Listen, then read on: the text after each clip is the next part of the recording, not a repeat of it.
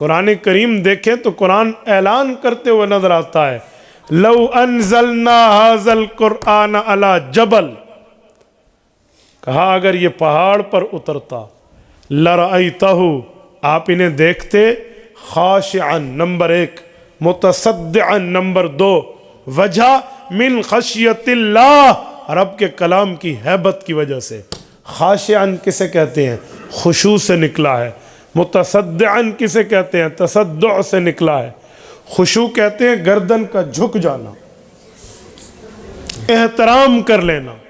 الذین فی صلاتہم خاشعون، باادب ہو کر ٹھہرنا، دوسرے کی طاقت کو تسلیم کر لینا، یہ خشوع ہے۔ اور تصدع کہتے ہیں کسی کے اندر کی ایسی گرمی ہو جس کی بنیاد پر پھٹے تو وہ چیز ریزہ ریزہ ہو جائے، ٹکڑے ٹکڑوں میں بدل جائے، یہ تصدع ہے۔ اندر سے کوئی بلاسٹ ہو۔ قرآن کریم کہتا ہے کہ اگر قرآن کریم ہم ڈائریکٹ پہاڑ پہ اتارتے، اللہ فرما رہے پہاڑ جو زمین کی میخ ہے، والجبال اوتادا، وہ پہاڑ جس کی ہیبت کو بتانے کے لوگ کہتے ہیں کہ پہاڑ سے وزنی بات کر رہا ہوں، وہ پہاڑ جس کے رعب اور دبدبے کا ایک نام ہے، کہ اس پہاڑ پہ اترتا تو ان پہاڑوں میں 2 چیزیں پیدا ہو جاتی، نمبر 1 خاشعہ، نمبر 2 متصدعہ۔ کیا مطلب؟ پہاڑ پہ قرآن آتا تو قرآنی رعب اور دبدبے، کلام خدا کی ہیبت و جلال کی وجہ سے پہاڑ اس کا بوجھ نہ اٹھا سکتا، گویا اس کا گردن ٹوٹ جاتی، جھک جاتی کہ میری طاقت کی بات نہیں ہے۔ پہاڑ اپنی طاقت پہ عاجز آ جاتا۔ نمبر 2 صرف اس پر بس، کہا جی نہیں، متصدعہ، پہاڑ کے اندر ایسی ہیبت جلالی کی وجہ سے ایسا مادہ پیدا ہو جاتا کہ وہ اندر سے پھٹ کے ٹکڑے ٹکڑے ہو کے اڑنا شروع کر دیتا۔ سوال ہوتا ہے، پہاڑ سخت ہے، حافظ قرآن کا دل تو بہت نرم ہے۔ دل کے لیے کہا جاتا ہے کہ میرے سینے میں پتھر کا ٹکڑا نہیں ہے، گوشت کا لوتھڑا ہے۔ دل کی نرمی، دل کی بالکل کیفیت باریک بینی بیان کرنے کے لیے، اس کی نرمیت، نرماہٹ، اس کا پتلا پن بیان کرنے کے لیے، اس کی کمزوری بیان کرنے کے لیے کہتے ہیں بھی گوشت کا لوتھڑا ہے۔ یہ دل تو ہارٹ اٹیک نہیں ہوتا، اس دل کو تکلیف تو نہیں ہوتی۔ پہاڑ ٹوٹتا، دل نہیں ٹوٹتا، پہاڑ ریزہ ریزہ ہوتا، دل کو تو کچھ نہیں ہوتا۔ حفظ قرآن سے تو اور قوت مل جاتی ہے۔ وجہ اس قرآن کے ساتھ صاحب قرآن آیا ہے۔ وہ کیسے؟ اب سنو، توجہ رکھنا، میں ایک سوال کر رہا ہوں۔ یہ جو بجلی ہے، یہ جو چل رہی ہے لائٹ، اس کی بیک پر لائٹ ہے، بجلی ہے، یہ جو بجلی ہے، یہ جو کرنٹ ہے، یہ گرم ہے یا ٹھنڈا ہے؟ اے سی میں گرم ہوتی ہے، ٹھنڈی ہے گرم ہے؟ آدھے کہہ رہے ہیں ٹھنڈی ہے، آدھے گرم ہے، آپ پس فیصلہ کر لو، گرم ہے یا ٹھنڈی ہے؟ ٹھنڈی گرم دونوں ہوتی ہیں۔ اگر ایک لگا دیں تو ٹھنڈی ہوگی گرم ہوگی؟ بیٹا فیس ہو جائے، نیوٹرل ہٹا لیں تو گرم ہوگی ٹھنڈی ہوگی؟ آپ سے جواب نہیں بننا۔ آدھے کہہ رہے ہیں گرم ہے، آدھی کہہ رہے ٹھنڈی ہے۔ پیٹرول ٹھنڈا ہے گرم ہے؟ ٹھنڈا ہے؟ شاباش۔ میں اسی لیے کہتا ہوں جیتا جاگتا مجمع میرے سامنے بٹھایا کرو۔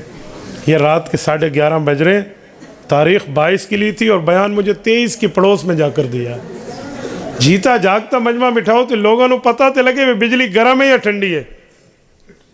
آگ جل رہی ہو، آگ گرم ہے، اس پر فریج سے نکلا ہوا ٹھنڈا پیٹرول ڈال دیں، آگ بڑھ جائے گی یا بڑھ جائے گی؟ کیوں؟ پیٹرول تو ٹھنڈا تھا۔ ایک سوال تو میں بھی کر لوں گا نا، تھوڑے پاس دروگ نہیں جواب دینا۔ جیتا جاگتا مجمع ہو نا، مغرب کے بعد جلسہ شروع ہو، عشاء تھوڑی مؤخر ہو، جیتے جاگتے مجمع میں بیان کریں، پھر مزہ آتا ہے۔ ادھر آپ صرف میری مروت میں سنیں گے بات، سارے لائیں گے جی جی جی حق کے سچے، باقی پلے تو انہوں کچھ نہیں پونا۔ یہ میرے روز کا کام ہے۔ میں تبھی گزارش کرتا ہوں، میں نے مولانا شکیل سے عرض کیا تھا، میں نے کہا اللہ کے لیے جلدی گفتگو شروع کراؤ۔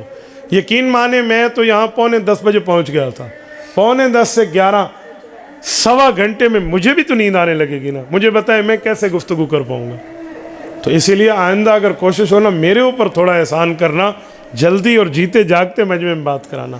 میں کوئی جو ہے نا کیا کہتے ہیں طرز میں کوئی لوریاں نہیں دینے تو انو سو جاؤ اللہ یہ نہیں کرنا میں نے آپ کے ساتھ. ٹھیک ہے، میں نے آپ کو نقطہ سمجھانا ہے، دلیل سمجھانا ہے، پروف سمجھانا ہے، ایویڈنس دینا ہے، تو اس کے لیے جیتا جاگتا دماغ چاہیے.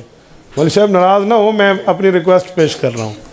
اب سنیں، بجلی گرم ہے، ٹھنڈی نہیں ہے. میں دلیل دیتا ہوں.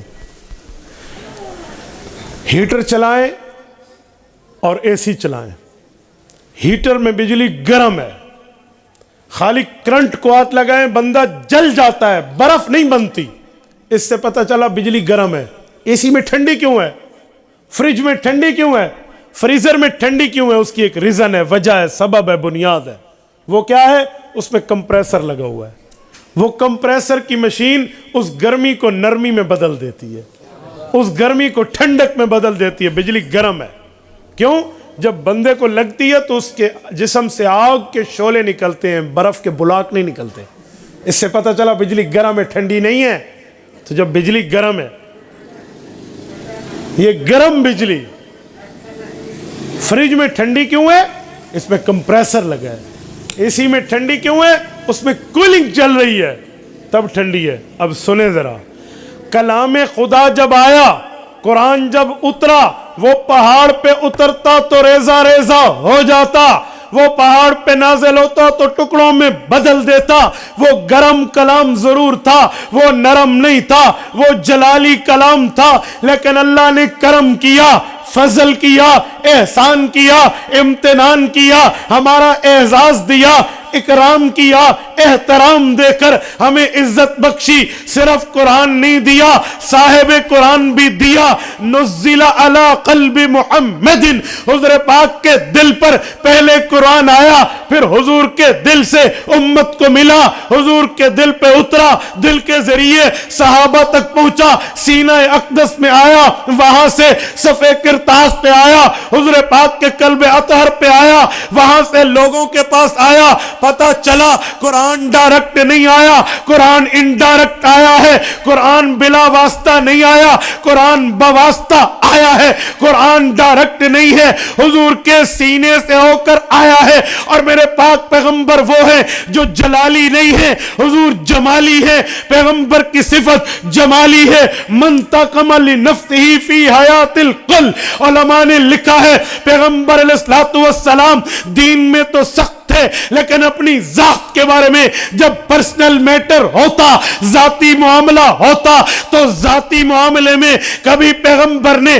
اپنی طرف سے بدلہ نہیں لیا تھا. پیغمبر رحمت اخلاق ہی اخلاق، پیاری پیار، محبت ہی محبت، تعلق یگانگت تھی حضور پاک علیہ السلام میں. تو پیغمبر کا سینہ نرم سینہ، پیغمبر کا سینہ ٹھنڈا سینہ، پیغمبر کا سینہ جمال والا، کلام الہی جلال والا. جب جلالی کلام جمالی سینے سے گزرا، گویا اس سینے مبارک نے کمپریسر سے بڑھ کے کام کیا ہے.